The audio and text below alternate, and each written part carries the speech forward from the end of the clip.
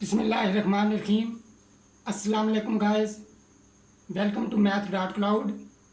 हम एक्सरसाइज 3.6 कर रहे हैं सेकंड ईयर की बुक से, और आज हम क्वेश्चन नंबर 19 करेंगे। और क्वेश्चन नंबर 19 में हमें डेफिनेट इंटीग्रल दिया गया है, integral from 0 to π/3 cos square theta sine theta D theta. तो ये एक बहुत ही सिंपल क्वेश्चन है। हम लेट ले लेंगे I इज इक्वल टू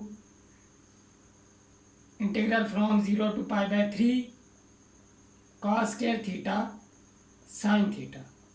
ये बहुत ही सिंपल क्वेश्चन है, और यहाँ पे हमें इनडेफिनेट इंटीग्रल को एवेल्यूएट करने की अलग से ज़रूरत नहीं है। तो अब देखें यहाँ पे हम जानते हैं, अगर हमारे पास एक फंक्शन हो होल पावर में, एक फंक्शन दिया गया है और उसकी हमें पावर दी गया हो, तो पावर रूल कब यूज़ होता है? जब इस फंक्शन का पावर के अंदर जो फंक्शन है इसका डेरिवेटिव साथ मौजूद हो, तो तब हम पावर रूल यूज़ करते हैं। हमारे पास हो जाएगा f(x) whole power n+1 divided by n+1। अब यहाँ पे देखें, पावर के अंदर जो फंक्शन है cos स्क्वायर थीटा, इसको हम लिख सकते हैं cos थीटा होल स्क्वायर। अब पावर के अंदर जो फंक्शन है वो cos थीटा है, और cos थीटा का जो डेरिवेटिव होता है हमारे पास वो होता है माइनस साइन थीटा। अब साइन थीटा हमें दिया गया है, लेकिन नेगेटिव साइन साथ मौजूद नहीं है, तो हम क्या करेंगे? माइनस साइन से बाई माइनस साइन को इंट्रोड्यूस करवा लेंगे, और cos स्क्वायर थीटा और माइनस साइन अंदर साइन थीटा के साथ भी लिख लेंगे, क्योंकि माइनस माइनस प्लस हो जाएगा, इंटीग्रल पे कोई फर्क नहीं पड़ेगा। अब हम इस रूल को यूज़ करेंगे, इस पावर रूल को, तो आई हमारे पास हो जाएगा माइनस कॉस क्यूब थीटा, या इसे मैं होल पावर में लिख लेता हूँ, cos theta whole power 3 divided by 3 limit from 0 to π/3। 1/3 को बाय शिफ्ट कर लेते हैं, -1/3 cos theta whole cube limit from 0 to π/3। अब हम लिमिट अप्लाई करेंगे, -1/3, और हमारे पास होगा अपर लिमिट अप्लाई करेंगे cos π/3 whole cube minus cos 0 whole cube -1/3 cos π/3।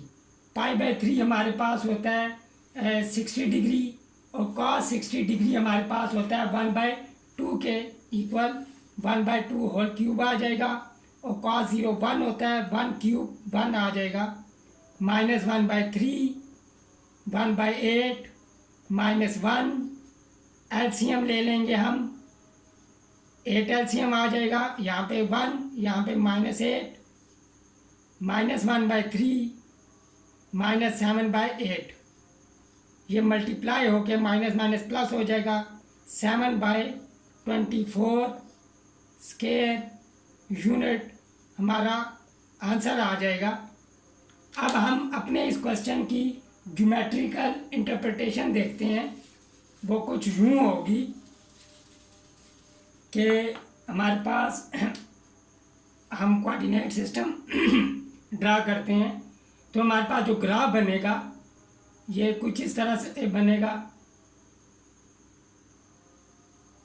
ये इस तरह से ये ग्राफ आगे भी चलता जाता है, लेकिन हमारा कंसर्न सिर्फ इस ग्राफ के साथ है, और यहाँ पे 0.33 होगा ऑलमोस्ट, ये जो इसकी मैक्सिमम वैल्यू जो है हमारे ग्राफ की। अब देखें, ये जो आपको ये ग्राफ नज़र आ रहा है ये हमारे फंक्शन का ग्राफ है। अब हमने वैल्यू मालूम करनी थी फ्रॉम 0 to π/3।